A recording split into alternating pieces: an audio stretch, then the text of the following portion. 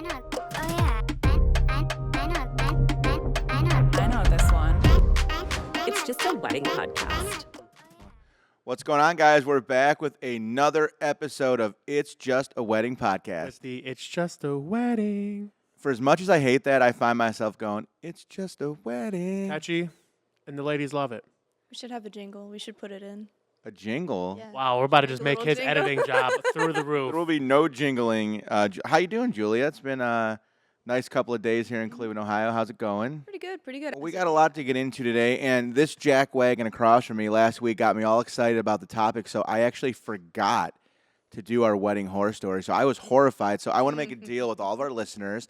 If you want to hear a horror story from last week, I'll tell you what, DM me privately, and I'll give you one that's a little too spicy for even the internet. So I have a spicy story. So if you want a private wedding horror story, DM me, and I'm going to get into that one. I'm going to make up to you guys for missing one. But this week, I do have a horror story planned. So let's get into it a little bit. So picture this. We're at a wedding. Again, high-end, nice wedding in the beautiful suburbs of Cleveland, Ohio. Bride and groom, big family, beautiful wedding. Wedding is going great. People are dancing, having a ball. The bar is popping. And you kind of notice that the brother of the bride may have had a little bit of a problem just by the way he was carrying himself, maybe a little bit too much alcohol that night. Apparently, I didn't know how big of a problem he had because at one point in the evening, apparently dad addresses his son. So we have bride, father of the bride, and brother of the bride are the people in this story. So brother of the bride gets a talking to from dad saying like, hey, look, you're at your sister's wedding. Basically, get your shit together. You're embarrassing the family type of a thing. Damn. So pretty serious. And I'm like, ooh, here we go. So a little bit later that night, probably 10:30 p.m., close to 11, I hear a scuffle start. And I look over towards the bar, and apparently brother of the bride, who ended up with not only an alcohol but maybe even a drug problem, was sticking hand into bartender's tip jar to pull tips out and put into his pocket, What the hell? which is already like super scuzzy, right? Like you're at your Yeah, you sister's don't- wedding, you're stealing tips from the bartender, but I wish that was the horror story. What gets even better is immediately dad marches over to son and is like, what the fuck are you doing? I watch son turn around from the bar and knock his father fucking cold out in the middle of the wedding, 150 people around him. So now you have bride running over to dad, screaming and crying at her wedding. Dad is snoozing out cold, and people are like trying to wrestle the brother, throw him out of the wedding. So that is today's wedding horror story. I have a question. Yes. Was that before or after the ceremony?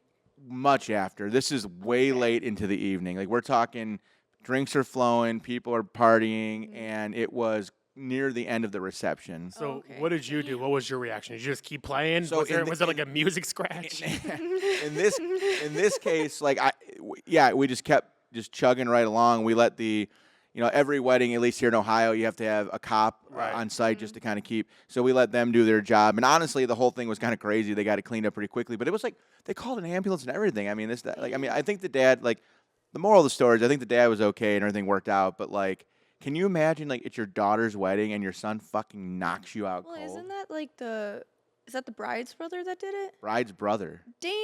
Yeah, knocks like, his own dad out. Like, I was the bride. I would have Damn. been beating his ass. Dude, This it was is my day. dude, it was Dude, it was did he wicked. get kicked out? I hope Oh he yeah, I did. mean by the end, I would have done that. it was pretty brutal. Like he had like family and cousins and shit like throwing him out of his sister's wedding, and it yeah, was at that point, like, I don't care who you are, you're getting thrown out if you cause something like that. yeah. So Crazy. take that one for what it's worth. So yeah, if you have a sibling with a alcohol or drinking problem, tell the bartenders to keep the tips close to the vest, I guess, Or leave him at home. or leave them at Leave him home. at home. Don't invite him.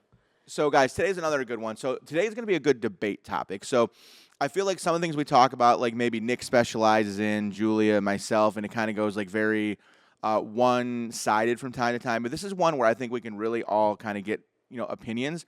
And I want to kind of just explain to the brides kind of the differences between this topic today. It's not about throwing shade at anybody. Like, as far as I'm concerned, there's enough business for everybody. and you can do and who your client can be whoever you'd like it to be. But today's debate topic is going to be the angles of talking about using local versus national wedding vendors. Okay. Now, just to kind of put this into perspective, our last episode, we actually spent some time talking about Wedding Wire and the Knot, and these are basically online, we'll call it like wedding directories for different categories. And we went through the whole rigmarole about how people pay to get put into the directory and all that stuff, so we won't recover that. But what some people don't know is that there are these national brands, and what they do is they actually pay to get on these directories in individual markets, okay? So then a bride reaches out to one of these companies. Again, I'm not even going to say any names. And I think that it's never actually told to them that this is a national company. So they may go through the meeting, the entire booking process, all the way through their wedding and not realize that they weren't really talking to somebody with boots on the ground in their city. Interesting. So how can somebody differentiate, or what are the signs that'll say, hey, this is a national company versus a local company? So I think that they honestly try kind of hard to not make that like readily available. A lot of these Sure. bigger companies will actually have like pages on their website, divided up like this is like company A, Cleveland market. This is company B, Denver. This is company. Right. So, I think it takes you to a website that is Cleveland, in our case, related. Obviously, you have reviews on the Knot and Wedding Wire and Google in that market. So I think, number one, it's going to be, just asking like, hey, look, are you guys local to the market? Do you have a place of business? I mean, that's going to be one way. I think another great question to ask is going to be, have you ever shot our venue before? Because ideally, this is what happens. So I want to kind of talk about like in the real world what happens. So these big companies, they have resources, they have money, and they are able to market and frankly quite effectively into individual markets. Yeah. And what they do is they go ahead and they get a contract signed for a wedding photographer, videographer, DJ, or other at this point. And then that's where the real, I guess, worry starts, because the way this actually works is they then go and contact wedding vendors in that market. Now, the reason I'm not throwing shade is because I personally know a lot of wedding vendors who have shot for some of these bigger national brands who are quite talented. So it's not like they take somebody's money in a booking and they always send somebody terrible. The problem is we know that weddings in Cleveland and around the country are very seasonal.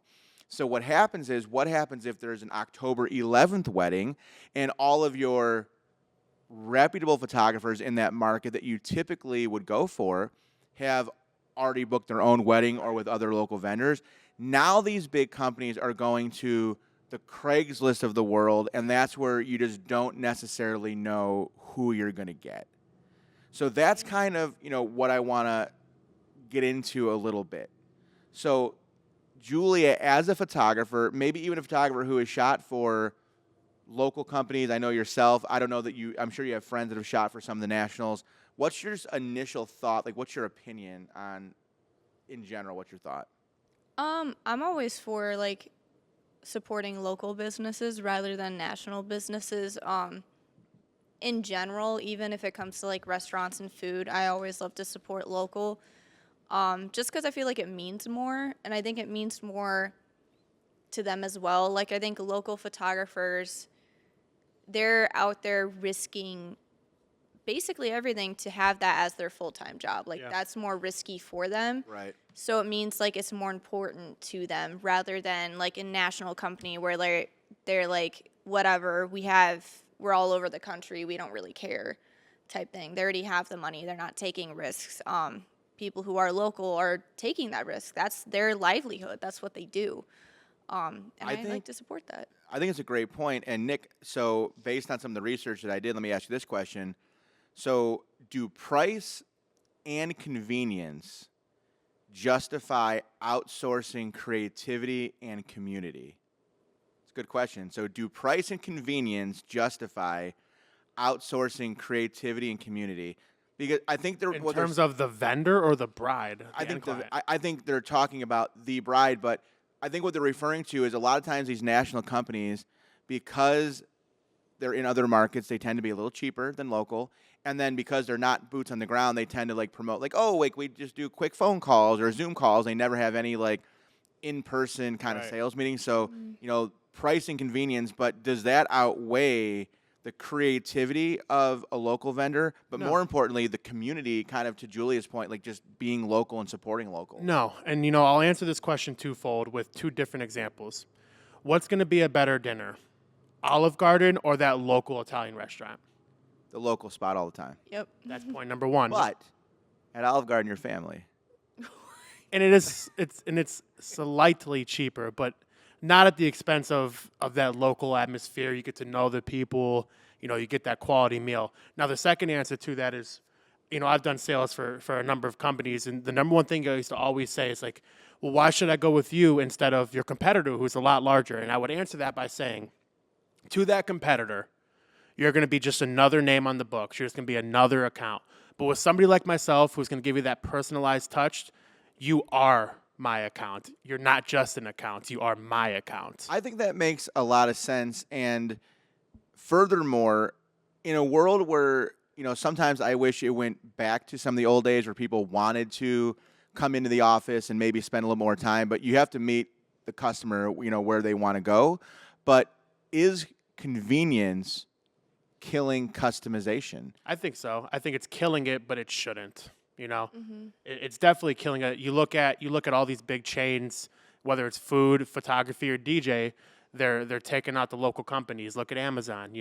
I think that though it might be convenient for the bride to go to a one-stop shop or go to one of these larger companies for that cheaper price, I think you will lack in quality by doing that, and I think it's always advantageous of the bride to book someone local because then they're going to know that venue well. They're going to know the local, vendors well. Sure. They're going to know the photography or the DJ services very well, and it's just going to create a more curated experience. Well, I'm glad you brought up quality because one of the takeaways in research was this idea of quality control versus quantity control. Exactly. So do national companies maintain consistent quality, or are they just booking whoever is available in the area? Whoever's available. Yeah, because you're booking different photographers. Like if you think of that perspective, and every photographer shoots differently, so you're going to have, the work isn't going to look the same. Agreed. And I think like what makes this interesting, like I think we have a very unique perspective. So like I feel like it would be a fair argument to say like, well, hey, Julia and Scott, you guys run and own Cufflink Media, and don't you guys just book multiple photographers? And the answer to that is yes. However, the difference is when we can do 2 or 3 weddings in a day, one of the ways that we locally control our quality is that all of our post-editing is done through Julia and it runs through her directly. You cannot tell me that one of these national brands where they're having 200, 300, 400 weddings in a weekend, that one editor is processing it's all of getting that. sent to It's India. getting sent to like different places. It's being sent to different places. So now you have different shooters, different camera makes, different models, different color space within the camera, all being sent to different editors, probably around the world. Well, that's a really good point, is when you talk about quality of a local company versus a national brand, you have all the same cameras, the exact same maker, all the same lenses, everything is the same. And because of that, you can control the quality. It's all going to be relatively the same across the board. When if you're booking national, somebody could have a cheap piece of shit $300 camera, somebody could have a $3,000 and that's what happens. And that's why sometimes those companies get beautiful work done, because they are hiring. I mean, it could just be that a really highly qualified photographer like Julia has a hole on her calendar for some reason in July. So it's like, well, shit, if I can go make $400 or $500 for one of these national companies, I might as well go do it. Yeah. But the problem is that talented photographer is not always the one that's available. So who's left holding the bag? I think the bride. So for me, it's about transparency. Like, I have no problem with a national company coming into any market and selling. I mean, we live in America, baby. Capitalism, I love it. I'm all for that. my thing is that I just think it should be both, whether it be Wedding Wire, they're not in Google, or the company themselves. I think that they should be a little bit more transparent as to, hey, just so you know, we are located in Wisconsin, and we're not in Cleveland. We do have a great directory of photographers in your market, and I feel like if the client knows all the information, they can take all that in, do their own research, and if they ultimately still decide that that's the right route for them, then God bless. It's just a matter of being a bit more transparent. So I think another important question is, do you think it's easier to vet local vendors or national vendors? Well, I think it's always going to be easier to vet local vendors because you can go in, you can meet them in person, you can learn from the word of mouth in your community of what that vendor does. And you can never go wrong with meeting them in person because then you'll get to know if their personality matches yours, if their aura, there's a buzzword, matches yours. So I think it's always easier to vet locally. I agree with that. Obviously, we have an office, and sometimes I wish things would go back the way it were a few years ago. I would love for people to come into the office and sit down and maybe talk a little bit more and things of that nature. But what I will say is, like, are we meeting the client with where they want to be? Like, do they want to do that, or is it easier for them just to jump onto the Knot and Wedding Wire and Google and just kind of go from there? Like, you're a young girl, Julia. Like, what would your thought be on that? I'd rather meet someone in person just because that's how I've always been. Like, I don't like shopping online, like, especially clothes. I like to be able to go out to the store, try it on to see if it actually looks good. So, like, I feel like when you go out in person and actually meet someone in person, you get to, like, see how their vibe is and get a sense of their personality and get to know them, and see if, like, you actually vibe together well and you'd want to work with them. Rather than online, I feel like it's easier to fake that. Even through, like, text, people tend to fake things through text, phone calls. You can't see their face, see how they're actually reacting.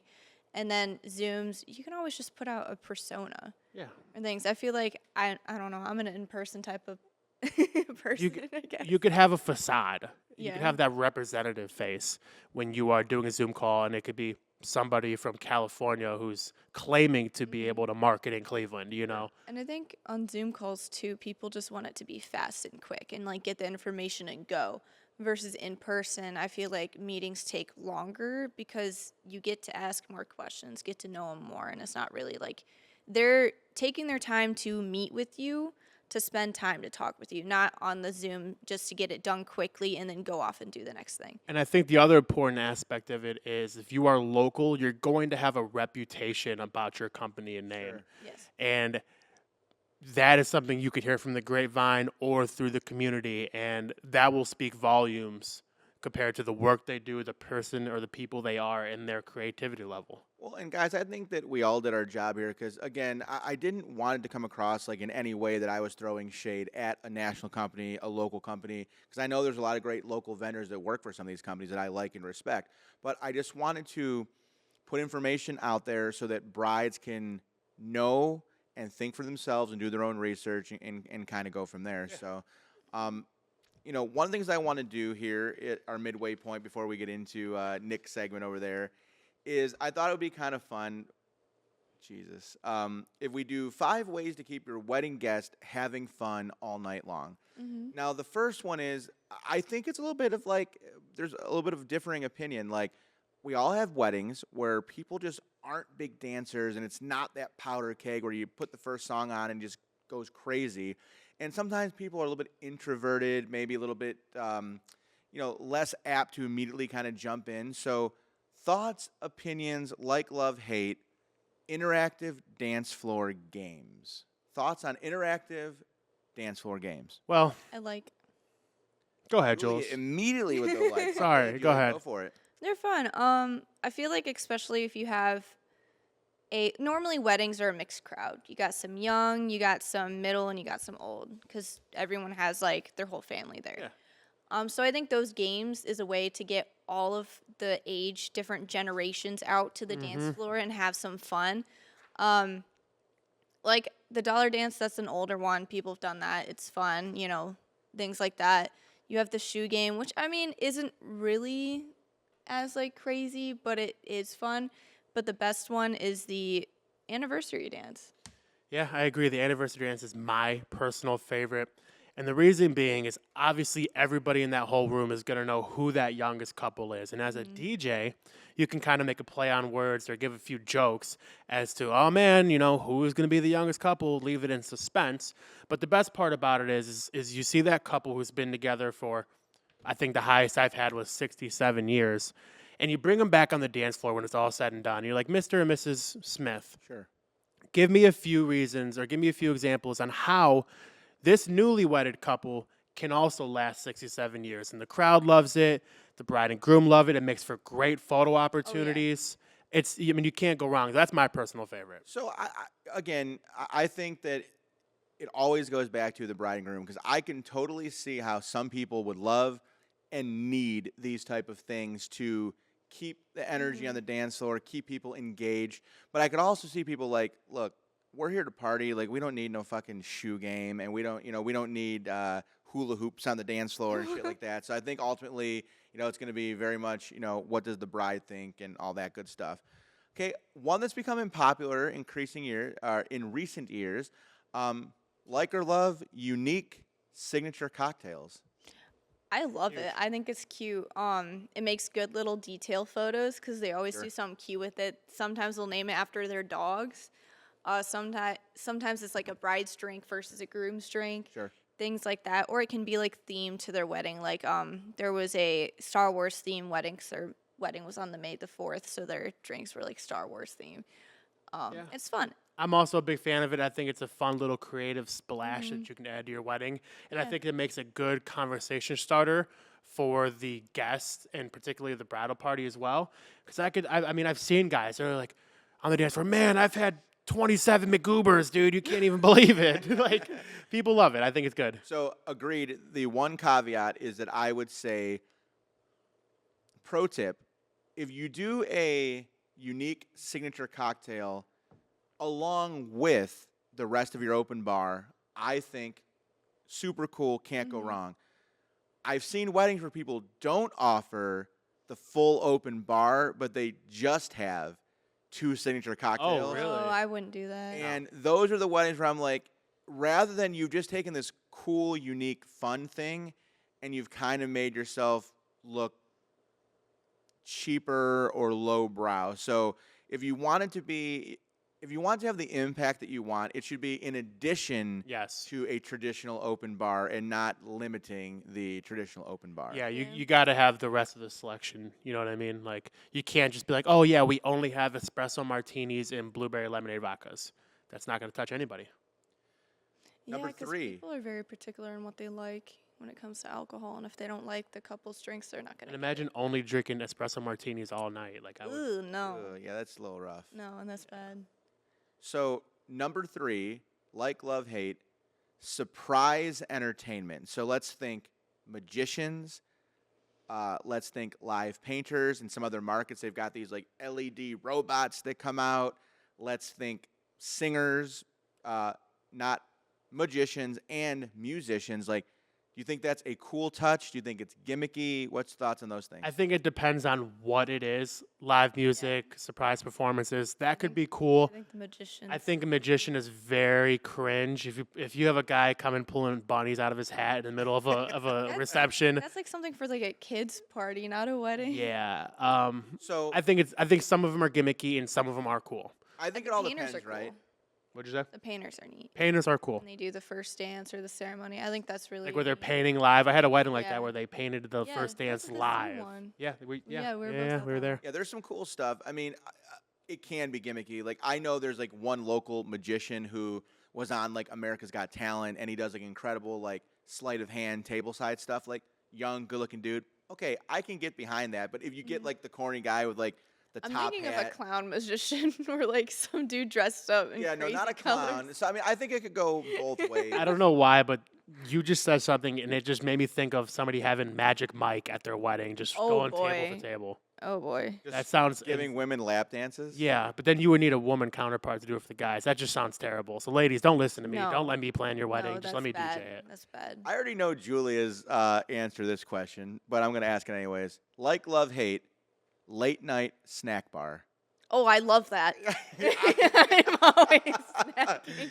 No, if you know anything about me, I always have snacks wherever I No, go. you- In my bag, in my car, at weddings, I always have snacks in my bag, and I always offer it to other people. Actually, I I will always admit have that. snacks. I will say that she's like a mom. She's got a lot of snacks. No kids yet, but she'll be a good mom. And when you do have snacks, try like, you want to? Sometimes I'll take her up on the snack. I'm not gonna lie, it's pretty nice. Here's what I'll say. I'm a bigger guy. I like snacks, okay? I think the snack bar at a wedding is great, but what I will say is we need to up the game on the snacks provided. Can I tell you about a upped game one that I just saw recently? I would love to hear it. Dude, it was fucking gas, dude. It was a French fry and chocolate milkshake bar. So think like Wendy's Next Frosty. fucking level. I've never heard of that It before. was so sick. What? There were That even sounds dudes like that cool. were garnishing their little milkshake with French fries. Dude, yeah, 'cause Dude. French fries and milkshakes. Like, have you ever been to Wendy's? Like, oh my Yes. gosh. That is perfect absolutely combo. next level. Now there are some that are not that good. I mean, the place that doesn't make pizza at all and throws a pizza Yeah. inside of You get the a Chuck E. sheet Cheese tray. pizza. Oh, worse than Yeah. that. Like, Yeah. and I love bad I pizza. also like people doing like food trucks too. Yep, for those are weddings. cool. It's really nice Cool, that, 'cause yep. someone did like the Barrio food truck the one day and like some other food trucks I've been to, and it's really cool because like you just walk up, order whatever you want. The one You're time good. it was like my wet dream. Like they carried in like 300 Swenson's cheeseburgers to the wedding, and I was like, Yeah, I've been at one. They had an ice cream sundae bar. That's great. Yeah. Mm-hmm. I've been to one where they just put out a couple bags of chips, Yeah, and I thought that was some are pretty pretty terrible. bad. Where it's like, let me put out like these like stale ass nacho chips, and like, and then it's funny because they'll put like this like terrible nacho cheese, and then like honey mustard, and you're like, what? Like, I know. So, so if you're watching at home, you want to do late night snacks, we need to up the ante of the snacks because it's not just for me, although it is appreciated by me. Your guests will appreciate it Oh as yeah, well. especially if you want them to stay up late and dance, they're gonna need those snacks to keep the energy up and I going. feel like if you ask myself or Nick, we could fat guy approve any late night snack, and it would be fun. Last one, it's a timeless, tried and true, although I'm going to have a very strong opinion. Photo booth with props. Now, you guys know that at SPE, we rock the salsa booth. It's cool, it's interactive, it's sleek, it's sophisticated. Love it. Gifts, boomerangs, green screen, anything you want, it does. However, for me, I'm done with the cheap ass props. The wigs, the hats, the boas, the sunglasses. Like, our units do digital props, like think Instagram filters, some cool stuff. Now, don't get me wrong. If you want it, we'll put it out and you can have a ball. But like, you have this wedding, you're paying $30,000, $40,000, $50,000. It's upscale. People are dressed to the nines, and then you want them putting this hokey shit, feathers all over your wedding. So for me, I'm in the middle. I think it depends on your group. I think if they're really goofy and a fun group of people at a wedding, I think they'll have a blast with the props, just messing around, having a fun time. And if you have kids, that is another plus to have fun with that. I think I'm with Julia on this. I'm in the middle. Yeah, and I think if you're like have a very high class black tie wedding where most of the people there aren't really funny and goofy and they're very professional, that wouldn't be necessary. I think people would look at that and not even touch it or use it. Yeah. It would only be like used by very few people. Yeah, I agree with Julia. I'm somewhere in the middle. I think it depends on a couple factors. The people that are there. It also depends on where you're having it. If you're having it like in the courthouse versus a barn, it's going to be two different vibes. Yeah.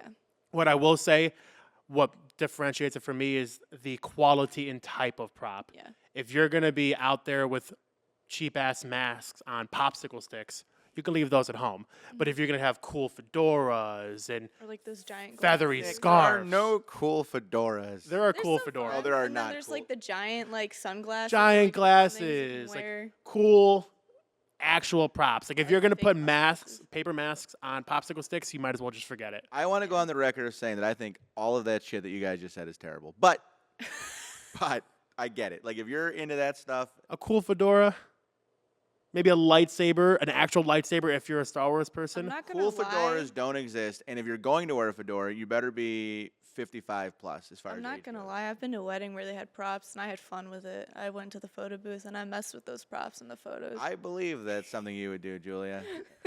All right. So I gotta say, I'm surprised by Nick's fedora take. I'm really disappointed in you. So Well, I'm not a fedora guy, but I feel like you think you're fucking Kevin Federline over there. I don't know who that is, unfortunately. But Excuse me. I don't know who that is either. Excuse me. That was Britney Spears' beau that she married.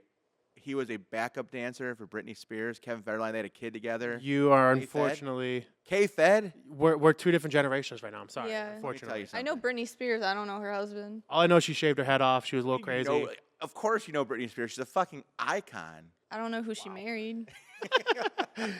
I mean, different generations. Look, I'm not a fedora guy. Wow. I think the people who are fedora guys pull them off very well, especially if you got a little bit of a lean to it like this, like Neo. Then you could be. Okay, Neo, Yeah. okay, fine. If you're old or a suave black dude, you can wear a fedora. Other than that, I don't want to see you in a fedora. I'm not a going to fedora lie. guy. What? I'm not a fedora guy. Maybe one day when I have my gray handlebar mustache, I'll be a fedora guy. Wow, you are lame. How about that? How about that? Chicks dig it. Well, They don't. is it time for? Chicks, no. Excuse me. Chicks, please let me know if you dig Nick in a fedora. I'll even Photoshop a picture of Well, Nick we in a have fedora. not Nick That'd right be now. funny. We need to use AI to manipulate Nick's face to be 55, salt and pepper with a gray handlebar mustache, full suit, Italian-made fedora. That's too Then much. the ladies will love it. No. They won't love Nick right now in a fedora. If you can't pull it off right now, you can't pull it off later. No, it's a class aspect. I am It's not- sorry to tell you, to all of our listeners, you are now dumber for having just listened to what he said a moment ago. All right.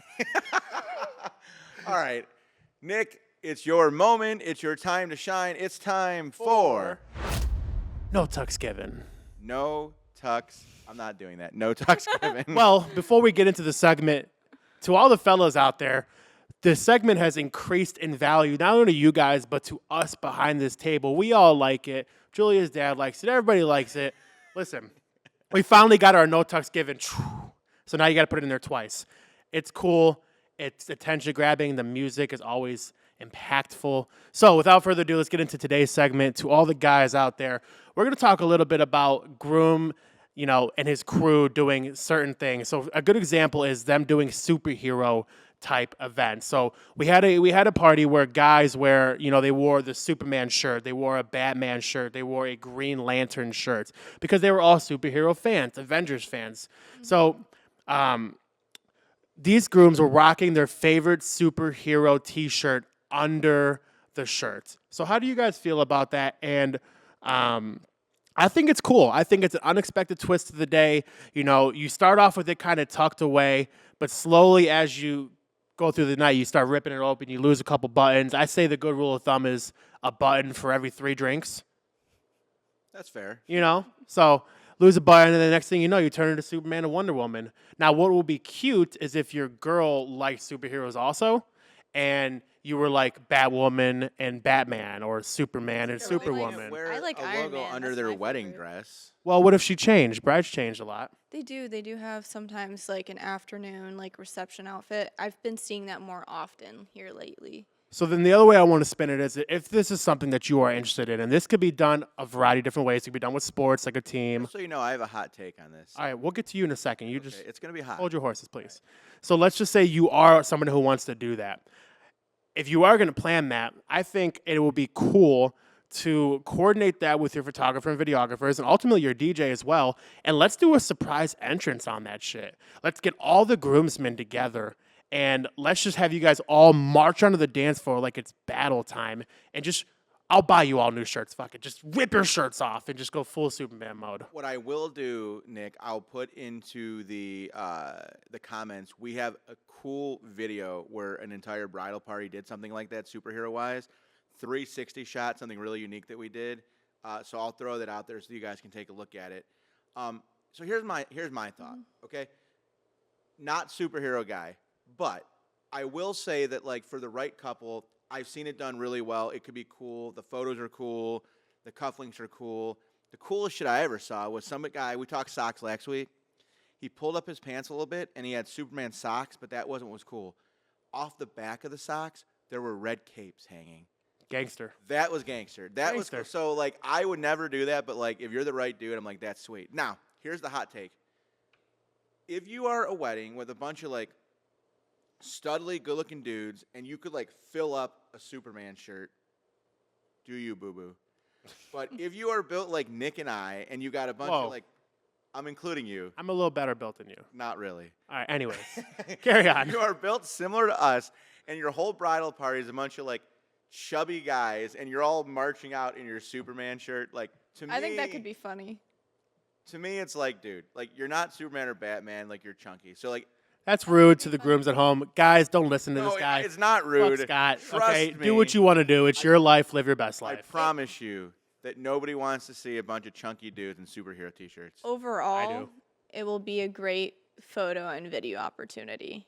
You Exactly. can even do cute photos. Couple photos with the bride having her hand in the wedding ring on his chest, opening it up like the Superman classic picture. Boom. If you want to do that, you can do some interesting with that. It Imagine doesn't how have to be cool. Superman. Imagine how cool the photo would be of the groom, shirt halfway open, the Superman S popping out of his tuxedo. Gangster. Yes, that is the photo, and it's cool. I agree with that. But again, like in a perfect world, that groom is 6'4", 215, and just yoked, as opposed to like some dude. It doesn't matter. You I don't can't think discriminate. It really matters. I think like in that situation, I think any photo would look good. I or said it was video a in that hot thing. take. You're entitled to your opinion. I'm just saying, and I'm one of the guys who I don't think should be wearing the Superman t-shirt, frankly. But Well, as the commander-in-chief of this segment, I veto your opinion. Guys out there, I don't care what you look like. If that's what you want to do it. Because last weekend, actually, this is a current event. Last weekend at my wedding that I did at the Blue Heron Brewery in Medina, first time I was there since I dropped the cake. Didn't drop the cake again, but it was cool what they did. They had the children of the bridal party. They were all suited out in Star Wars gear, helmet or mask, Star Wars lightsaber, and they all came out and just started like slicing stuff. Like So, that was so cool. that's cool, and that's super cute. But like, I would disagree if they were like cosplay 22-year-old dorks. That's just me. But I get it. Like, I get it. If that's your world, I think that happened at the Star Wars one I was at. They didn't dress up, but they did a Star Wars fight when they entered for the entrance. Bingo. hey Julia, when you talk, don't whisper on the microphone. Yeah, so I mean, to sum it up, we won't take too much more time. You know, it's cool and it's fine to do stuff like that. I've even seen brides do a superhero cake where half of it was like custom Superman or something like that, whether it's Spider-Man, Batman. I've seen custom cake. So yeah. if you're a superhero liker, let's incorporate it in your wedding. Let's give the guys more time of their own in the wedding. We'll come up with some stuff here. We'll get you and all the groomsmen involved, whether it's superheroes, sports, Star Wars. We can figure it out for you. So that is now you got to do it 3 times. No tux given. You get one. No. You get one. Well, listen, guys, we had another really interesting show. As mentioned in a previous episode, coming up, every episode beyond the next 2 that our guests are going to hear, our fans are going to hear, we're going to start bringing on some really cool, really talented guests, both from Cleveland and beyond, so I could not be more excited about that. I mentioned before, but I'll say it again, if you are someone who thinks you'd be a great guest, or if you know somebody who you think would be a great guest, we want to know that. DM us, email us, hit us up. Also, please do all that fun stuff, like, subscribe, all that good stuff, because that's what it's all about. But, you know, again, I can't thank our people enough for following us, for liking our stuff. We're getting tons and tons of views on TikTok and YouTube, and we're just getting started. So any last-minute party words before we end this thing, wrap it up? Put a bow on it, Julia. Tune in. Tune in. It's Just a Wedding Podcast. Out. I know this one. It's just a wedding podcast.